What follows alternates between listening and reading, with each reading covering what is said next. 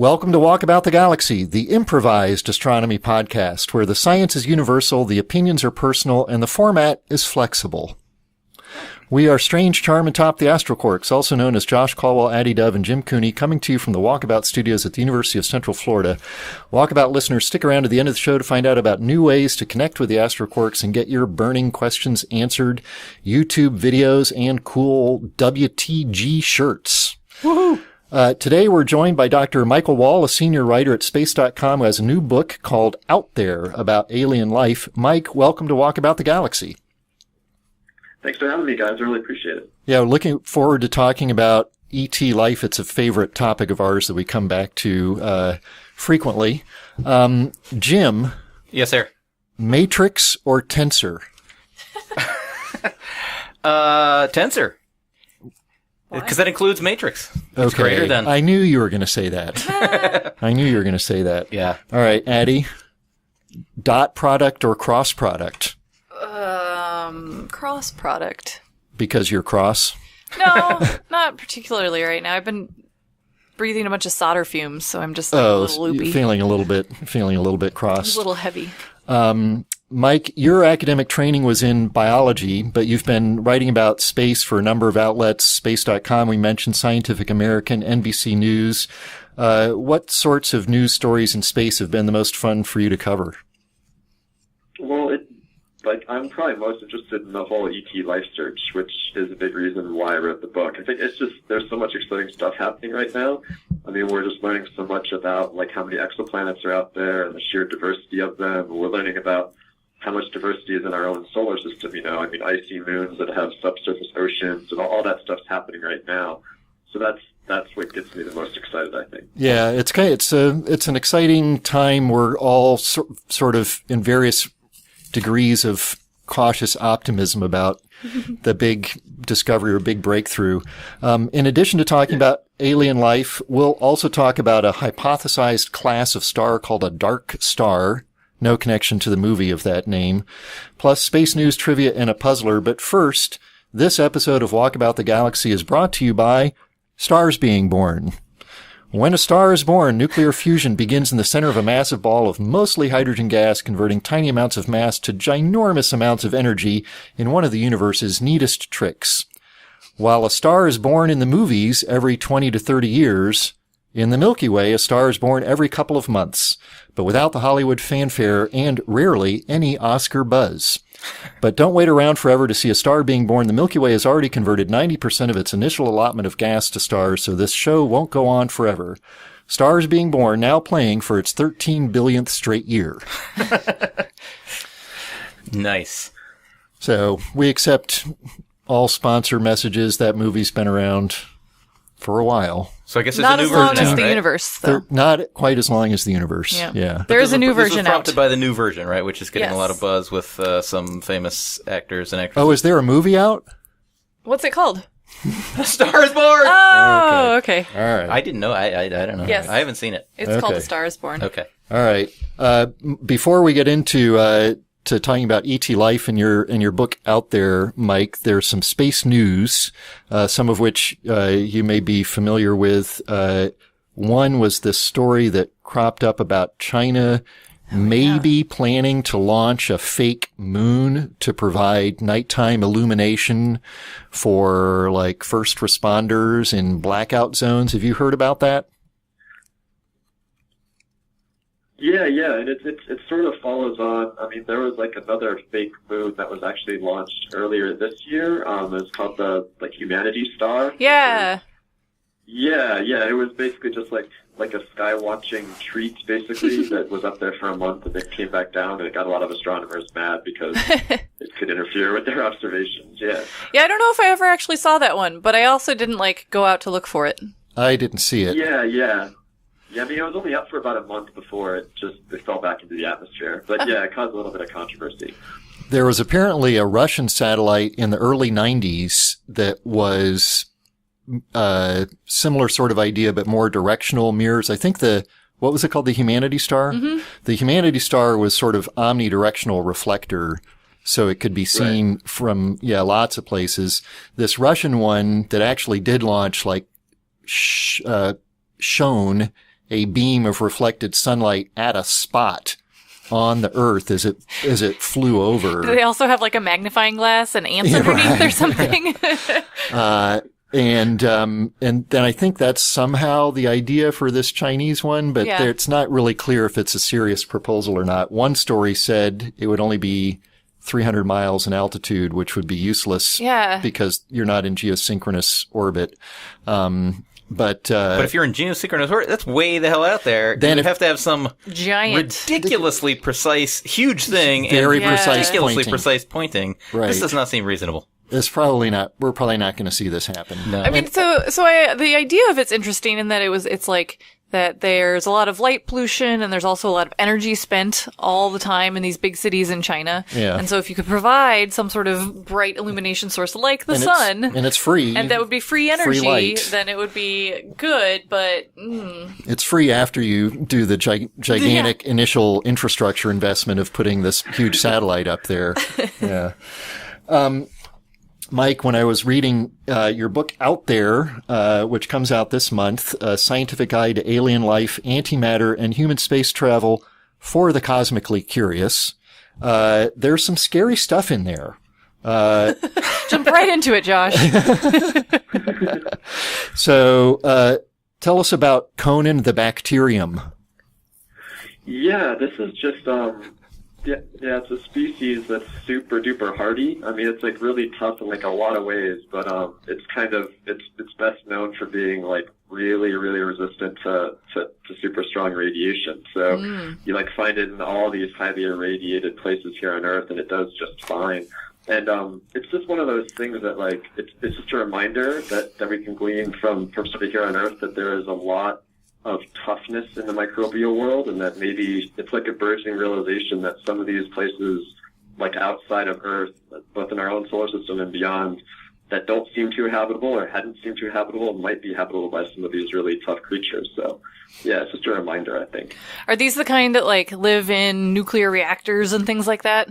Yeah. They like find them in like nuclear waste, kind of like sludge pools and stuff like that, and they're just happily reproducing and feeding, and they're like pretty amazing animals. Yeah, or well, they're not animals, but pretty amazing organisms. Yeah, that's like where superhero backstories come from. You find this microorganism in some nuclear sludge. Yes. Speaking of reproducing, Mike, I think you one might of Jim's favorite topics. Well, I think maybe Dr. Walther is get me fired because I was reading the book in preparation for today and talking to Mike about this, and I read there was a chapter about alien sex. And I thought it was really interesting. He read that chapter. I read that times. chapter first before I read any other chapters. And so today I was teaching a class about aliens and started talking about alien sex, and I made some joke about how three-way sex is way more fun than two-way sex. And I don't know that I should have done that in my intro astronomy class, and I wouldn't have done it had I not read the book. So I'm blaming you, sir, if you have gotten me fired. Hey, no, I will accept that blame. Sure. Cool. Can you give us a little context, Mike? Yes. How did we get to three-way sex here exactly? Yeah, I actually probably should have led the book off with that chapter. Number 4, it should probably be number 1. But yeah, it's just one of those things. It's something people like wonder about, and you get all these like aliens, like they abducted me and probed me and they seduced me and all that stuff, and it's like, well, like what are the odds that that aliens actually do have sex, and the odds that they would want to have sex with us? I mean, there's a spoiler alert that like latter odds are probably 0. That they want to have sex with us. But yeah, it seems like if you're a big enough, complex enough organism that needs to exchange genetic material, or that's the evolutionary imperative to keep like genetic diversity. I mean, once you get to a certain size, like sex just seems to be a really efficient, really effective way to do that. So that's kind of what the book is about. It's a lot of informed speculation. Like what can we glean based on what we know about our own like kind of ecosystem and how life has has like radiated and then evolved here, and just sort of apply that to what we think could be happening elsewhere. So what about, let's get back to three-way sex, though. The reason I brought that up was, one of my favorite stories, Isaac Asimov, of course, he wrote many scientific stories, or sci-fi stories over the years, and he was criticized at one point for not writing books about aliens and not writing books about sex. And so he wrote a book about aliens and sex, and in that book, the aliens have like a 3-gendered system where they all three have to come together to do this. And Michael can tell us more about this, but he posits in the book, or maybe others had posited, that that's probably fairly unlikely because it's a lot harder to get 3 people together or 3 things together than it is 2. Yeah. And after everything's done, there's a much higher chance somebody will be mad if they're mad. But yeah, it just makes sense that, I mean, yeah, it's not to say that these like 3-way alien encounters or 10-way encounters aren't possible, but just like they're probably not really necessary, because 2 is like the lowest, or it seems to be the most efficient way to do this in the system where you need to exchange genes. Then like you probably want to keep the numbers as like low as possible to make it as easy and efficient as possible. So yeah. I mean, I talked to a biologist who has thought about this stuff a lot, and I mean there are species here on Earth that do have multiple genders. I mean, fungi, there are some that have thousands of different types that are kind of analogous to gender. Oh. But yeah, I think that like the actual number of sort of partners that are necessary for sex, I think 2 makes a lot of sense evolutionarily. It just gets too hard and too complicated kind of beyond that. So in these, are there fungus orgies, or is it just like, how does that work? There is probably so much going on in the fungal world that we don't appreciate and don't know about, I would imagine. They don't call him fun guy for... Right? Hey. Are there any, I mean, actually, humans are now starting to talk about essentially 3 parent offspring by doing some genetic splicing from a third person in. I mean, that's, I don't know where exactly that stands in terms of actual experimentation or anything like that, but that's been discussed. I think in England there were some cases with gene splicing, and then it was like, there's this going too far down an ethical quagmire. Do you know anything about that sort of about alien gene splicing? No, human here on Earth. Yeah.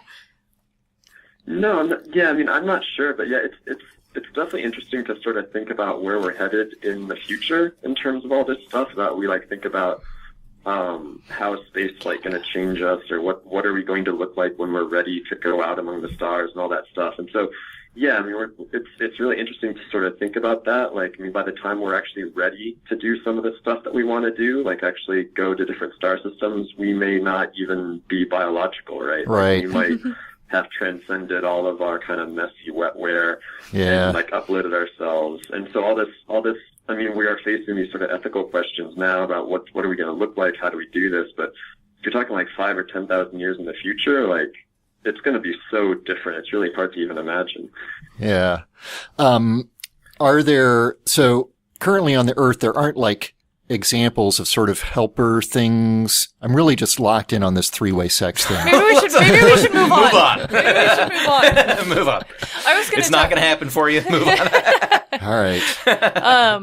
One of the big things we talk about a bunch on this show, other than 3-way sex apparently, is this whole paradox of, is there life elsewhere? And you touch on that, and you go through that in pretty good detail in the book too. So we've had good debates on here, I think, about it, and every once in a while there's a new article out there that's like, oh, well, this is why we can't find something, or this is why we'll never find something.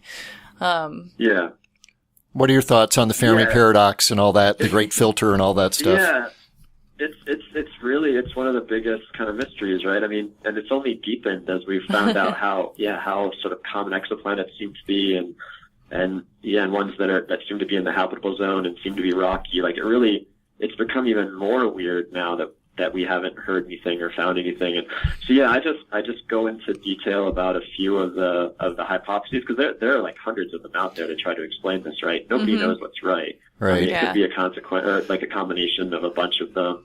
we just have no idea. So we just kind of, we come up with ideas. And yeah, I mean, it seems like every week there's a new paper about, well, this could explain the Fermi paradox. And so it's like, okay, that's worth thinking about. Mm-hmm. But yeah, I mean, I don't know if we're ever going to really know. It's just one of those things that we just can think about. And I mean, I personally, like, my own kind of like, I kind of lean toward the suspicion that it's common that like simple life forms such as like microbes are probably common, but intelligent life is very rare. Mm-hmm. Just kind of based on our own experience here on Earth, life took root like really, really fast here on Earth. There's evidence of microbial life about 4 billion years ago. I mean, thereabouts, maybe a little sooner, but right. And that's just about as soon as the Earth had cooled down enough to actually support life. But then it took another 3+ billion years for the first multicellular organisms to arise, and then from then until us now, who are capable of sending, like radio signals out among the stars and building spaceships and stuff, that was another 600 billion years. So yeah. It seems like there are these bottlenecks, and there are these that, like, getting like started doesn't seem to be a bottleneck. It seems like, I mean, becoming multicellular is a bottleneck, and then becoming technological is a bottleneck. Right. But and then becoming started seems to be easy. Yeah, and then becoming intelligent enough to know what to do with it is Right. definitely a bottleneck. Right. I like to. Well, yeah, and that's another thing that may contribute, right? I mean, maybe like it's not too tough to become technological, but it's tough to stay alive once you do. You have Yeah. so many ways of killing yourself. Yeah. I mean, we've almost killed ourselves nuclear style a couple of times. Yeah. Yeah. And we've already initiated a mass extinction with climate change and with habitat loss that might end up taking us out at some point in the future too. So Yeah, that's- it's we also, don't know. if you think about it in terms of like Star Trek, I don't know. I've been watching a lot We of think Star about most things in terms of Star Trek. But like there, right, intelligent civilizations intentionally don't interact as much as possible with non-warp civilizations, for instance, right? So maybe it's like other things are out there, but it's easy enough to hide your signal, or your signal doesn't go far enough, or if they have detected us, they're like, nah, we're not interested in you guys yet. So that's the optimistic one. Yeah. The pessimistic one is the one that's scared, terrifying. which is Which is the one we were just talking about. Like Yeah, that we're alone.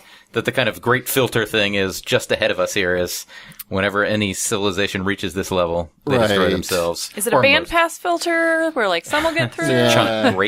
Great filter. Well, speaking about looking for life elsewhere, so that you mentioned that, so maybe simple sort of bacteria-style life is common, and for us to find that, we've got to basically go to it to find it, right?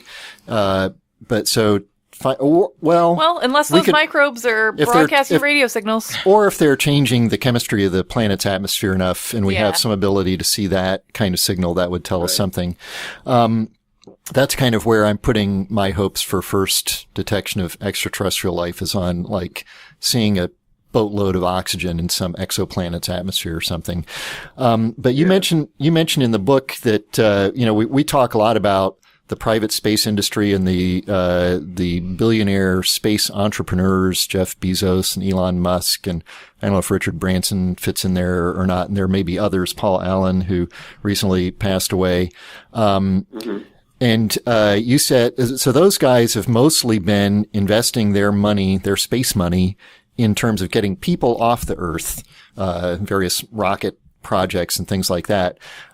You suggest that philanthropists, if they want to make a really big, important mark and go down in the annals of history, they should make gigantic investments in expanding the search for extraterrestrial life.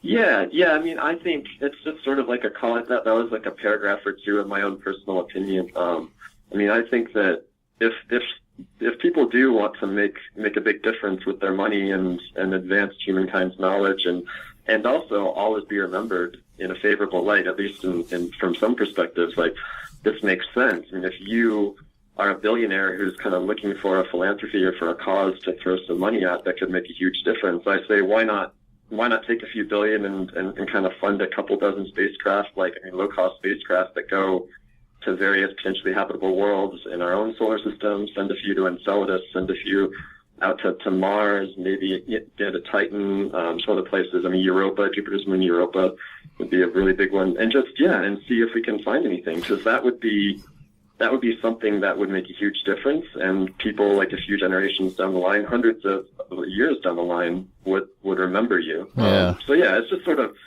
just seems seems like that's a cause that maybe has been a bit neglected, and not to say that everybody has to agree with my own priorities, but that's something I would personally like to see funded to a greater degree, is the search for intelligent life, or the search for any kind of life. And I mean, it's going to be hard for enough of that money to come from government sources. Yeah. At least, for my own kind of selfish desires.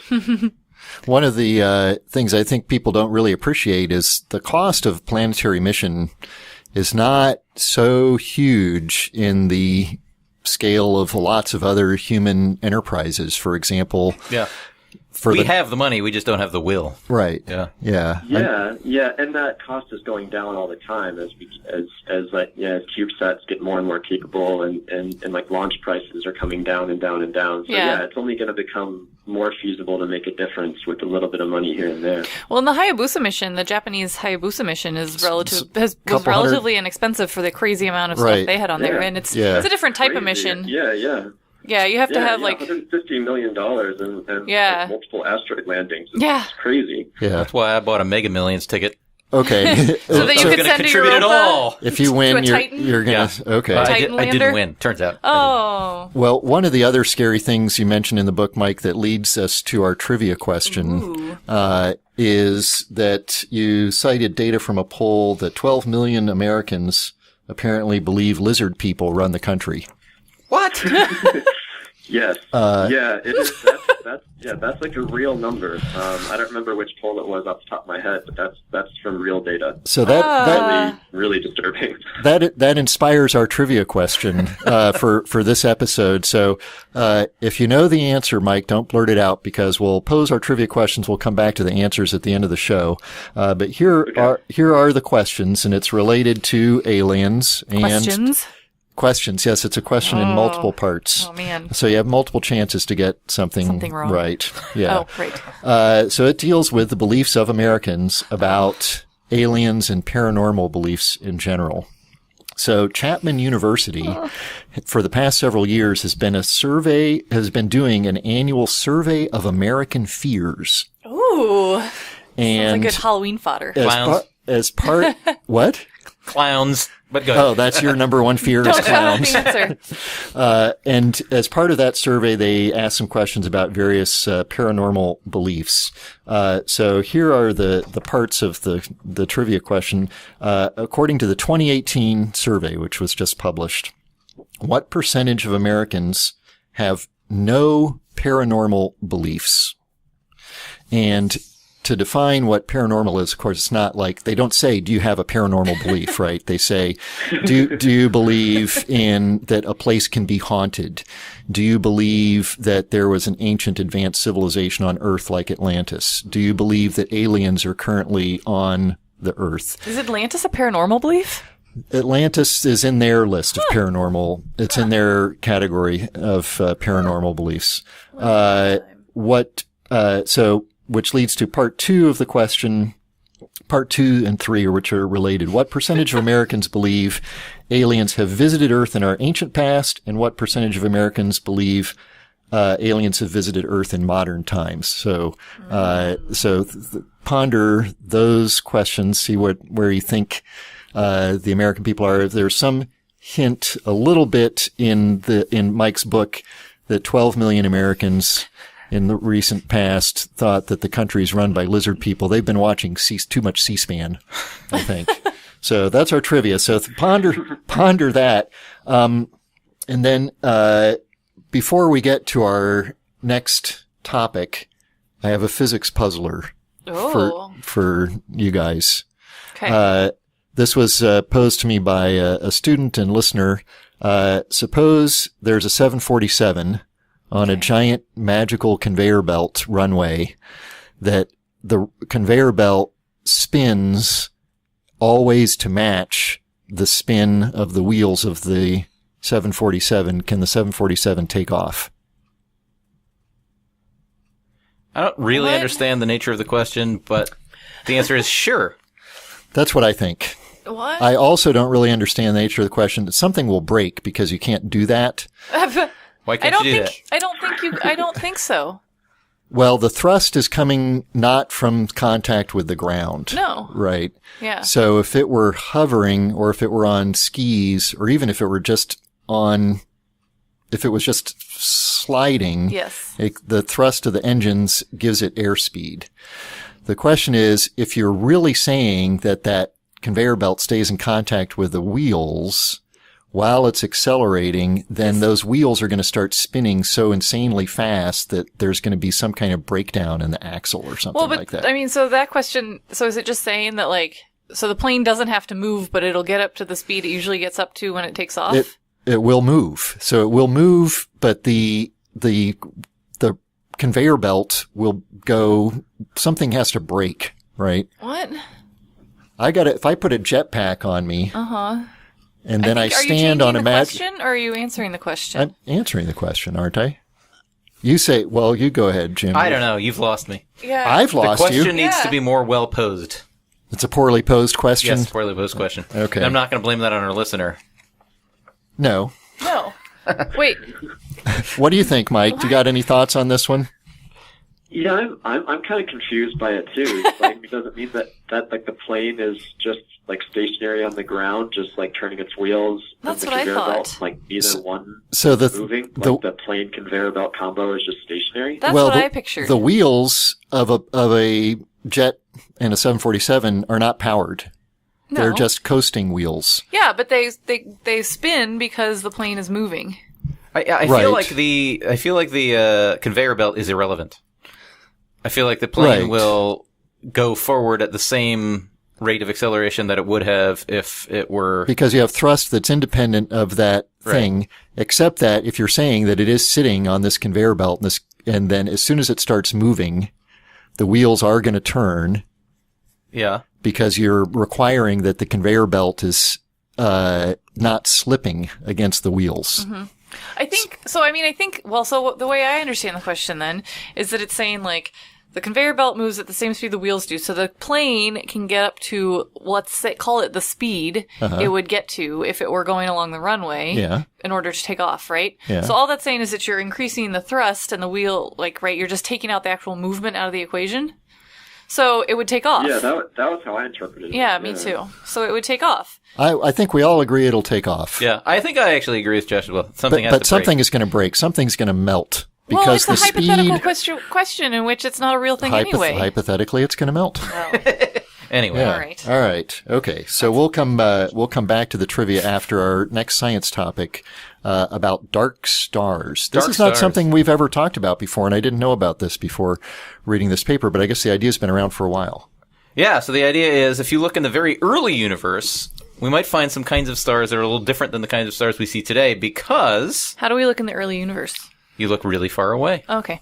And actually, the one reason why this is apropos of the moment is in 2021, theoretically we'll launch what? James Webb Space Telescope. Can't keep up with a ever-advancing launch date. Yeah. But in theory, right now, it's still 2021. I say still. Still. It's currently 2021. For the last few months, it's been 2021. Yeah. It will launch, and one thing that James Webb does, we'll look at infrared light, where the Hubble Space Telescope looks invisible and a little bit of ultraviolet.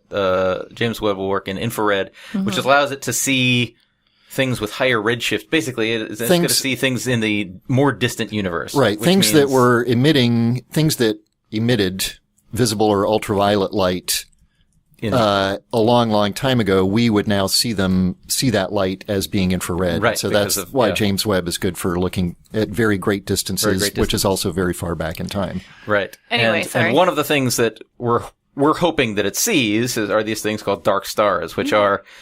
It's a little bit of a misnomer. They're not dark. It's entirely a misnomer. Well, I say a little bit. They are stars. They're stars. And the reason they're called dark stars is because their power source, rather than nuclear fusion, is dark matter. Yeah. Which is why they're called dark. But they're not actually dark. They're producing lots and lots of light because they're producing a lot of energy. But the idea is in the very early universe, dark matter, or not even the very early universe, but the pretty early universe, dark matter. Teenage years. Yeah. Or toddler. Because we're not talking about like seconds after the Big Bang. This is a half a billion years or a billion years after the Big Bang. the universe is much smaller than it is today because the universe is currently expanding, right? So the universe which means that stuff was generally denser than it is now, which means that you could have a reasonable amount of dark matter in any given volume of space, enough that interactions between dark matter particles were more common. And if dark matter particles are the kinds of things that we think they might be, these WIMPs that we've talked about on the things before. Weakly interacting massive particles. Right, weakly interactive massive particles. Well, those things are non-charged, so their antimatter compatriot is itself. This is the part that was like messing with my brain Right, here. right. Which means that if they come close enough, they annihilate with each other, because when a bit of matter hits its antimatter self, it annihilates and just becomes energy. So I just want to get this straight. Any two, if dark matter are these WIMPs, which are not charged. Yes. Any two of them in contact with each other would annihilate. Will annihilate. There doesn't have to be anything different about them? No, they'll annihilate. Well, so why is it that neutrons don't annihilate each other? Because neutrons aren't fundamental things, right? Neutrons are made of quarks, which do have charge and do have very specific antimatter buddies. But these things are fundamental things which don't. And so I see. However, they even though there's a lot of them around, this interaction doesn't happen all that often, and we don't see it in the current universe very much because the kind of cross-section for interact. Yeah, they have to be really, really, really close in order to do this annihilation thing. But in the early universe, things are denser and this can happen. And in fact, the places where the first stars in the universe form are these places where matter is densest, right? Where matter is all fallen down into this one area, and the normal matter is there, but also the dark matter. And in this early universe, there's going to be enough density of dark matter that these annihilations are happening rapidly enough that they power the star rather than fusion. So is this still theoretical at this point? Entirely. Okay. Yeah. Entirely. Clarify that. So, because, well, I said, this depends on... It's hard to study in the lab. This depends on dark matter being this kind of very particular thing, these WIMPs. Right. We don't know what dark matter is, and so we don't know, but it's interesting enough that we're working out some of the consequences of that. Like, what would you actually see with James Webb if these things are real and so forth? So, and the WIMPs are not just a pure fantasy. They're a predicted particle from the standard theory of particle physics. That's right. Which so far has been passing all of its tests with,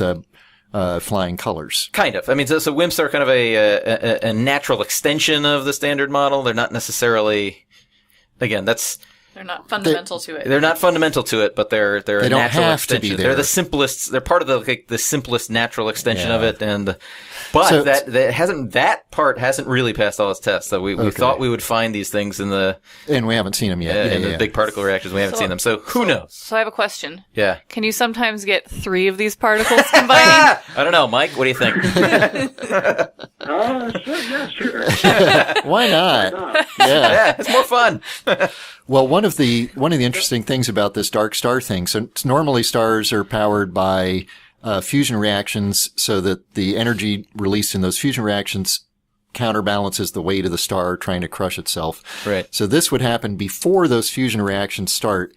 It's these annihilations between these WIMPs that would release energy that stops the star from collapsing. And one of the consequences of that is you can make a gigantic star. Right. Because you can keep piling more and more mass on it.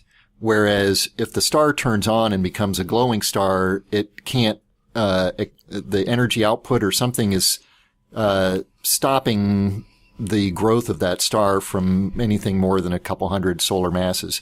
But these in principle could be up to thousands of solar masses. Right.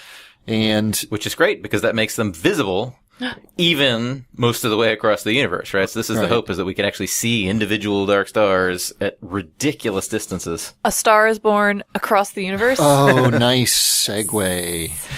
Also, it's a potential explanation for how you form the seeds of these supermassive black holes in galaxies as well. Right. Yeah. Interesting. So we'll stay tuned and fingers. What would the dark starlight actually look like? Would it be different than a regular star's light? Not really, right? Because the light that you see from a normal star isn't light that's coming like directly from the fusion reactions, right? It's light that's being produced in the outer layers of the star. The energy is originally from the nuclear fusion and it works its way out. But anyway, it's the stuff in the outer part. So the light you see from these things would be, again, light produced by the very outer layers of the star, which is almost entirely hydrogen at this point in the universe. But originally the energy is coming from these WIMP annihilations. Right. Right. And that's not happening concentrated in the core like it is in a regular star. It's happening throughout the body of the star. Kind of, but no, I think it's going to be where the stuff is densest, which is going to be at the center. So you're not going to be seeing the light from these reactions directly. You're going to be seeing the star glowing. How will we be able to tell we've seen a dark star? So you're going to have to. One way that they're trying to do this is we think that these dark stars will pulsate in a very particular way that is not like other stars. So many stars are variable in that they get bright and dim, but these things should as well. At least that's what our models suggest. And if they do it in a very particular way. We might be able to see that. All right. So some sort of dark star shimmy. Yeah. So, yeah. So I guess, Mike, the light would be the spectrum would look like a particular hydrogen, a very hydrogen. It would look a little bit different from the stars around here because our stars around here have higher percentages of things like helium and carbon and all these other things, everything heavier than hydrogen, where these are very early stars, so almost everything in the universe at this point is hydrogen. Right. So it'll just be sort of what we would call a black body spectrum, but then the amplitude of it would be fluctuating with this particular oscillation or periodicity fluctuation. Black body spectrum minus hydrogen. Minus hydrogen absorption. Yep. Yeah. Okay. Wow. Let's turn back to our trivia. Ooh.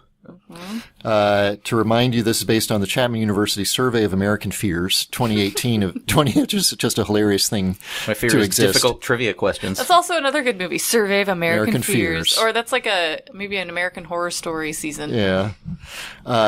So Mike, we'll give you the honors. Or the honors or the burden of answering first. So we'll just start with, according to that survey in 2018, what percentage of Americans have no paranormal beliefs? And I'm being a little bit unfair because I don't have the full list of what their paranormal beliefs, but Bigfoot was in there. Sure. And ghosts. I'm going to guess it's going to be around 20% with zero paranormal beliefs at all. Okay. What do you guys say? I'm going to go with 7.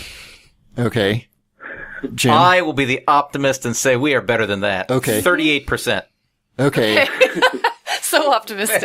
All right. Mike, you win on that first round. 24%. 24. Nice job, Mike. All right, that's good. Yeah. That gives me a little hope. Thanks, guys. Okay. Now, for parts 2 and 3 were what percentage of Americans believe that that aliens have visited Earth in our ancient past and in modern times? So, I think these are both about the same. I'm going to guess about 30% for both of them. Okay. Addie, what do you think? I'm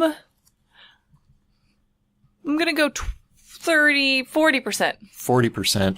I polled my class today on this exact nice. question. Cheater. Your class today and the whole three-way alien sex and everything is like, we should have just had your class on the podcast. It was appropriate. Apparently not. No, I was. It's again. I'm going to give credit to Mike here. I was inspired to talk about aliens. I don't have a natural section where I just randomly one day decide I don't want to keep talking about whatever the hell we were talking about. I want to talk about aliens. Forget the syllabus. Today we're talking alien sex. That's exactly right. And we did. That's what we did today. It wasn't all alien sex, just aliens in general. Anyway, in the class, it was about 40%. Wow. That said that aliens have visited the Earth. At some point. Saying, you didn't break it up. I didn't break it up. I was just like, so I'm going with 40%. Well, your class is reasonably, and Mike's guess is reasonably, well, all of you are reasonably in line because your guesses are all about, in that 30 to 40% range.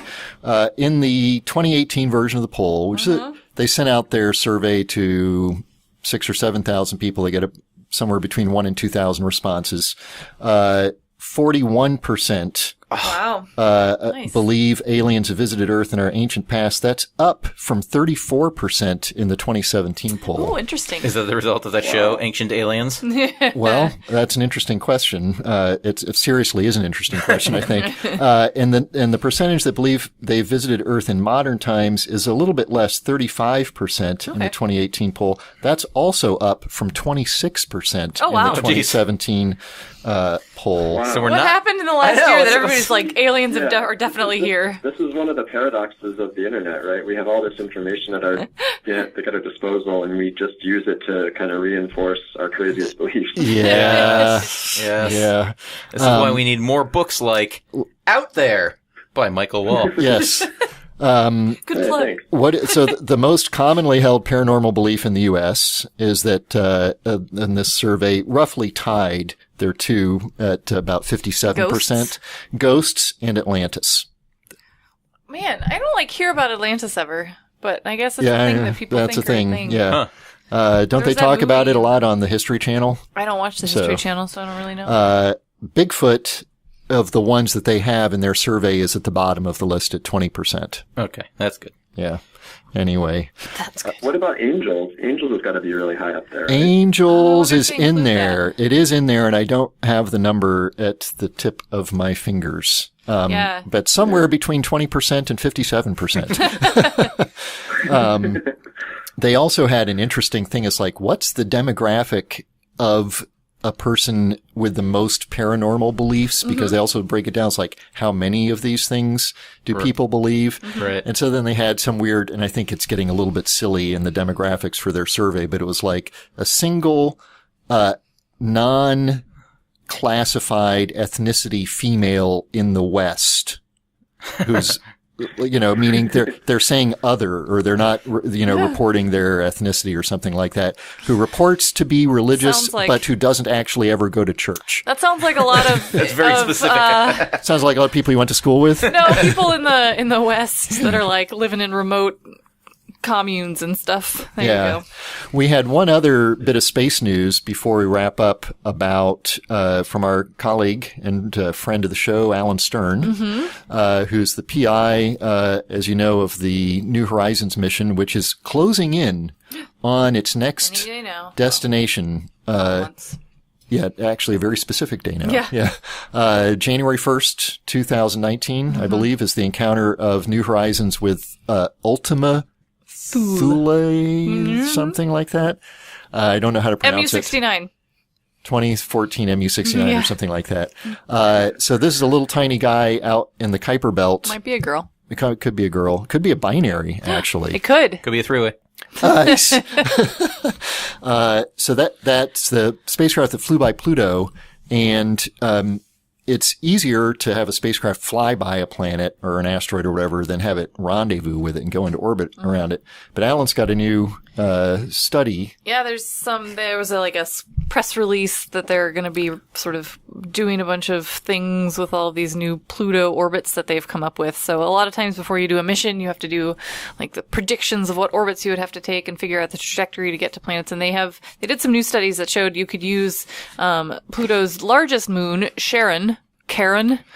I say Charon. Charon, to do some gravity assists. So to change your trajectory if you were in orbit around Pluto, and then to help you get out of orbit from Pluto also. So this would be cool because, you could look from different directions and look at the other moons a little bit too. So Why?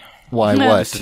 With no disrespect intended for our awesome listener, Alan Stern. Why do we care about this? Why do we? Oh, because it sort of puts out a roadmap for you could actually put an orbiter at Pluto, Right. and then you could go on from Pluto to explore other objects in the Kuiper Belt. And I think the unique aspect of the Pluto-Charon system is that the mass ratios of those two objects is fairly the mass of the moon, Charon, is relatively high compared to the mass of the planet, which makes it a particularly useful slingshotter. Cassini used Titan all the time to do gravity assists when it was at Saturn. At Saturn. So you've got this big heavyweight in a relative sense gravitational potential there and orbit around Pluto in the form of this moon that you can use. So they came up with a mission architecture, and they're talking about it at the DPS meeting. And Mike, I was going to ask, we get a lot of our news that we talk about on the podcast from you, actually, because you write articles about new science discoveries in space for space.com and other outlets. Where do you are you checking the ticker tape or the fax machine, or where does your the press releases? Yeah. I mean, DPS is always really exciting. There's always lots of stuff coming out of there. I mean, lots of it comes from, I mean, if you watch the press releases, or if you watch the kind of press conferences, and they also send out press releases. We actually have a couple people at the conference. I would like to be there, but you can't go to every one of these conferences. Yeah.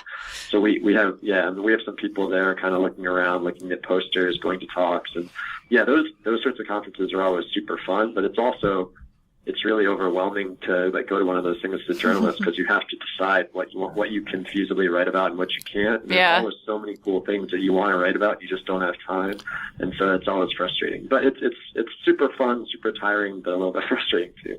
For our side, every time we go to one of these meetings, the meetings ask us to check a box if we think our paper or poster or presentation is particularly newsworthy, and if we want, so we're always having to sort of decide, well, do I want to make a big push for whatever my latest paper is about or something like that? And so on our side, we're also sort of, dealing with, well, do I think this is newsworthy? And then we talk to our institutions about, do we want to put this out newsworthy? And there's some interesting filtering that goes on the scientist side as well.